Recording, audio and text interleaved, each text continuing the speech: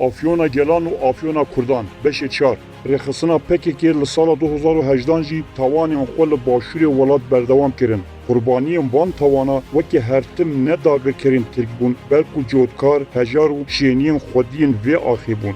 Gelê Başûrê Kurdistanê êdî nizane çend dujminên wê hene. Ji alîyekê Ereb, ji alîyekê Tirk û Fars û ji alîyekê din jî rêxistin û partiyên kurdî yên ku li hundir bûne milîsên dagîrkaran.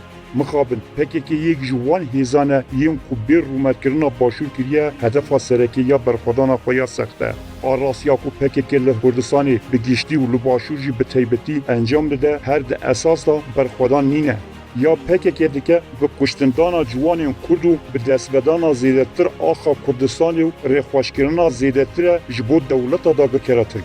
Bi kurtasî sala 2018 wekî salên din ji bo Gelê Başûr saleke pir biêş bû. Ji ber ku di vê salê da tawanên wehşiyên PKK nesekinin û rêxistinê bi navê berxwedanê sitem û zordariya xwe domand. Cinayetên sala 2018 danana gumrikekê nefermî û standina bi zora bacê. Curê tawanê standina bi zora bacê. Dem bazdayê heyva sala 2018 cih sînorê Başûr û Rojhilatê Kurdistanê. Grûpeke çekdarên PKK ku ji 12 çekdaran pêk dihat li roja 15 meha kanûna duyemîn ya sala 2018 li sînorê bajêrê pêncîwîn hatine nêzî sînorê parêzgeha Helepçe. Wan gumrikek li kontara çiyayê şeran li sînorê navbera Başûr û Rojhilatê welat danî û baş bi zorî jî şênî û kolberan stand. Du, rêgirîkirin li wesayetên şîrketeke petrolê. Curê tawanê, rêgirîkirin li karên şîrketeke petrolê. Dem, çarê heyva 5 sala 2018 cih çemankî.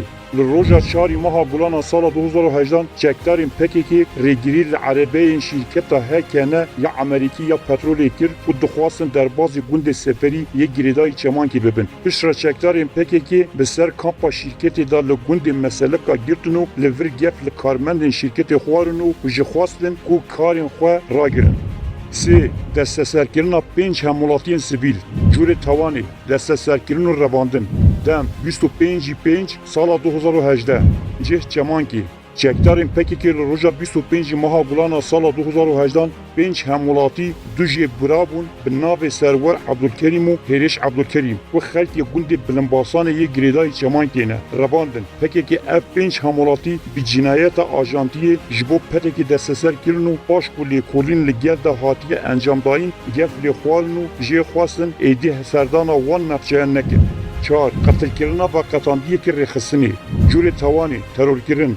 Dem yekî heyva 8 sala 2018 cih navenda Silêmaniyê.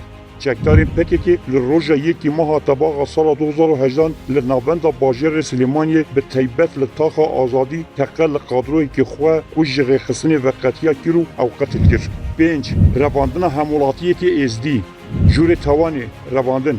Dem 12 heyva ne sala 2018 cih Sunûnê.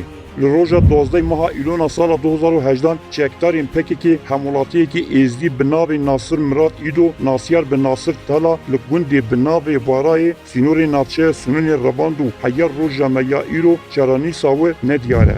6. Revandin û qetilkirina hemwelatiyekî bi hênceta ajantiyê. Curê tawanê qetilkirin bi hênceta ajantiyê. Dem 29 heyva ne sala 2018 cih Başûrê Kurdistanê. Hemwelatiyê Bakurê Kurdistanê yê bi navê Erol Tekin ku temen 26 sale li naverrasta meha îlona sala 2018 bi awayekî fermî bi pasaport û erebeya xwe hat Başûrê Kurdistanê. Baş gehiştina û bi demekî li navçeya Xarkûkê ji hêla çekdarên PKK ve hat revandin. PKK agahî dan malbata Erol û jê ragotin ku xortê wan bi cinayeta ajantiyê hatiye qetilkirin û ew cesedê wî radest nakin. 7. Revandina hemwelatiyekî sivîl. Curê tawanê revandin.